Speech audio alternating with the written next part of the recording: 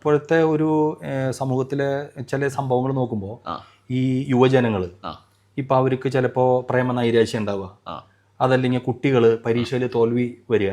അപ്പോൾ ഇവർക്ക് ഒരു പെട്ടെന്ന് അവർ ആത്മഹത്യയിലേക്കും അതുപോലെ തന്നെ മറ്റുള്ളവരെ ഉപദ്രവിക്കുക, അതിനെ കൊലപാതകം, ഇതിലേക്കൊക്കെ കടക്കുന്ന ഒരു അനുഭവങ്ങൾ നമുക്കുണ്ടല്ലോ. അപ്പോൾ ഈ ഞാൻ ആഗ്രഹിക്കുന്നത് ഇത് എല്ലാ മേഖലകളിലും യുവജനങ്ങളുടെ ആയാലും ഏത് തൊഴിൽ ചെയ്യണവർക്കും ഒരു ആത്മീയമായിട്ടുള്ള ഒരു ഉണർവുണ്ടെങ്കിൽ ഈ വിധ കാര്യങ്ങളിൽ നിന്ന് ഇവർക്ക് ഇങ്ങനത്തെ അനുഭവങ്ങൾ ഇവർക്ക് ഉണ്ടാകുമ്പോൾ ഈ ആത്മീയത ഇവരെ ഇതൊക്കെ തരണം ചെയ്യാനായിട്ട് സഹായിക്കില്ല എന്നുള്ളതാണ്. ഒത്തിരി സഹായിക്കും. അവിടെ രണ്ട് കാര്യങ്ങളുണ്ട്.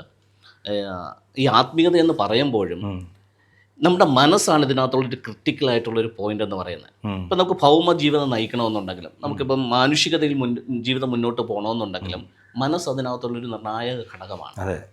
ഇപ്പം നമുക്ക് ഏത് തൊഴിൽ ജീവിക്കണമെങ്കിലും നമുക്ക് മനസ്സൊരുക്കുണ്ടെങ്കിലേ പറ്റത്തുള്ളൂ. അപ്പോൾ ഇന്ന് എനിക്ക് മനസ്സിനകത്തൊരു സുഖം തോന്നുന്നില്ല, ഇന്ന് ജോലിക്ക് പോകാൻ തോന്നില്ല, ഇന്നൊന്ന് ലീവ് എടുക്കാം. അപ്പോൾ ശരീരം വില്ലിങ്ങാണ്, പക്ഷെ തീരുമാനിക്കുന്നതാരാ?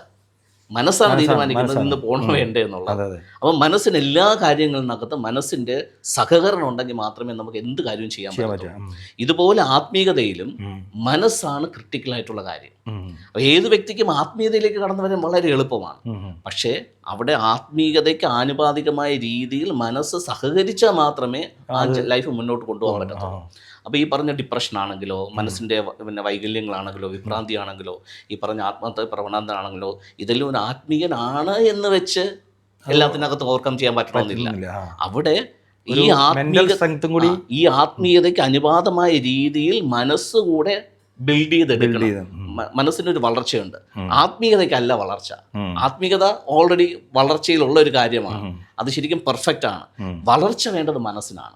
അപ്പൊ മെന്റൽ സ്ട്രെങ്ത്, ആത്മീയതയ്ക്ക് ആനുപാതികമായ രീതിയിൽ മനസ്സിനകത്ത് വളർച്ച ലഭിക്കാൻ നമ്മളൊരു വ്യക്തിയെ സഹായിച്ചു കഴിഞ്ഞാൽ ആ വ്യക്തി അച്ഛൻ പറഞ്ഞതുപോലെ ഈ ലൈഫിനകത്ത് വരുന്ന ചലഞ്ചസ് കാര്യങ്ങളെല്ലാം ഓവർകം ചെയ്ത് പോകാൻ പറ്റും.